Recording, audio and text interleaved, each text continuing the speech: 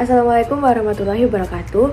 Perkenalkan, nama saya Revi Marisca Febrianti, NIM 12300230034 dari Prodi S1 Kebidanan, Fakultas Keperawatan dan Kebidanan, Universitas Nahdlatul Ulama Surabaya. Di sini saya akan menjelaskan apa sih Inform Choice dan Inform Consent.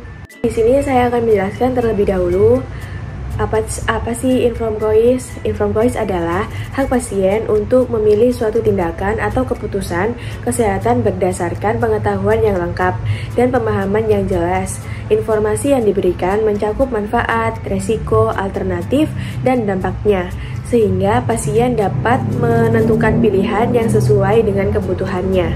Sementara itu, Inform Consent adalah persetujuan yang diberikan oleh pasien secara sadar setelah menerima penjelasan lengkap dari tenaga kesehatan terkait suatu tindakan medis. Persetujuan ini bersifat resmi dan biasanya dituangkan dalam dokumen tertulis untuk memastikan transparansi dan kesepakatan. Kemudian saya akan menjelaskan mengapa sih Inform Choice dan Inform Consent penting bagi ibu dan bidan.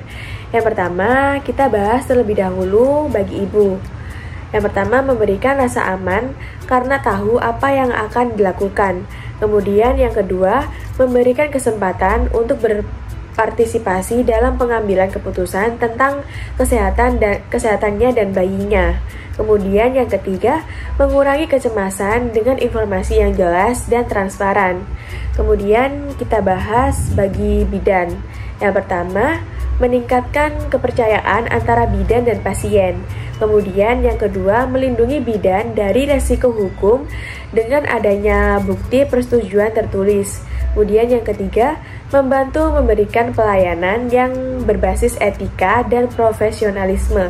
Kemudian saya akan bahas kepada siapa Inform Choice dan Inform Consent diberikan.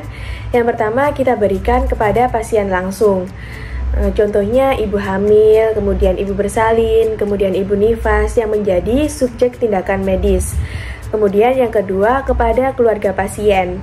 Jika pasien tidak dapat memberikan keputusan sendiri, informasi dapat disampaikan kepada suami, wali, atau keluarga terdekat yang bertanggung jawab. Selanjutnya yaitu cara memberikan Inform Choice dan Inform Consent. Yang pertama, penjelasan yang jelas dan transparan. Sampaikan informasi dalam bahasa yang mudah dipahami sesuai dengan tingkat pendidikan pasien. Kemudian yang kedua, komunikasi dua arah. Berikan kesempatan pada pasien untuk bertanya dan mengungkapkan pendapatnya. Kemudian yang ketiga, sertakan semua informasi, jelaskan manfaat, resiko, alternatif tindakan, serta dampaknya jika tidak dilakukan. Kemudian yang keempat, dokumentasi yang benar. Setelah pasien memahami, pastikan persetujuan dituangkan dalam dokumentasi tertulis yang ditandatangani oleh pasien dan tenaga kesehatan. Selanjutnya yaitu kita bahas dampak jika tidak diberikan Inform Choice dan Inform Consent. Yang pertama bagi pasien yaitu meningkatnya rasa cemas karena kurangnya informasi. Kemudian yang kedua, resiko menjalani tindakan medis yang tidak sesuai dengan keinginannya. Kemudian yang ketiga, ketidakpuasan terhadap pelayanan kesehatan. Selanjutnya yaitu bagi bidan, yang pertama, hilangnya kepercayaan diri dari pasien dan keluarga. Kemudian yang kedua, berpotensi menghadapi masalah hukum jika terjadi komplikasi atau ketidakpuasan. Kemudian yang ketiga, pelanggaran terhadap prinsip etika dan profesionalisme.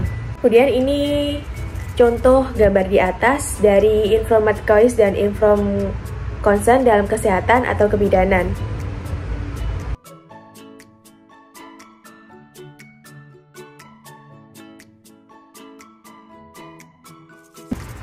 Baik, itu saja penjelasan singkat dari saya tentang Inform Choice dan Inform Consent, yaitu pemberian Inform Choice dan Inform Consent bukan hanya kewajiban, tetapi juga bagian dari pelayanan kesehatan yang manusiawi, menghargai hak pasien, dan mendukung praktik kebidanan yang bermutu tinggi.